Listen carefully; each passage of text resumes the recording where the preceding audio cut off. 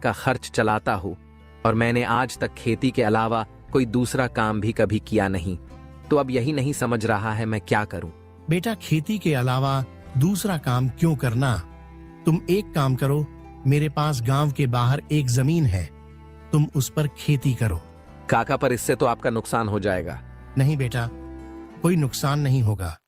इसी बहाने तुम मेरी जमीन की देख रेख भी करोगे, क्योंकि अब तो मेरी उम्र भी हो गई है और मेरा बेटा भी शहर में रहता है, तो इससे तुम्हारा भी भला हो जाएगा और मेरी भी थोड़ी जिम्मेदारी कम रहेगी।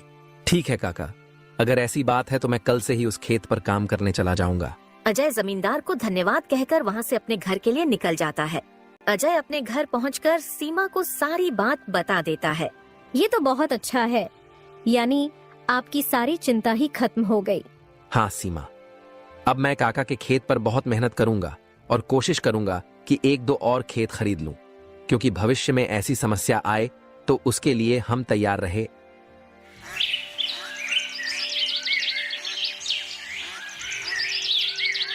अगली सुबह अजय जमींदार के खेत पर काम करने निकलने वाला होता है तो सोचता है, काका की जमीन गांव के बाहर है तो शायद शाम को आते आते देर हो जाए, इसलिए सीमा को बोलकर जाता हूँ, सीमा जरा यहाँ आना तो।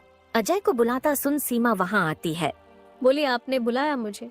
हाँ सीमा, सुनो, काका का खेत गांव के बाहर है तो मुझे शाम को घर लौटने में थोड़ी देर भी हो सकती है, तो अगर मुझे देर हो जाए तो तुम और राजू खाना खाकर सो जाना। ठीक है, पर अपना ध्यान रखना। और हाँ, 1 मिनट रुक।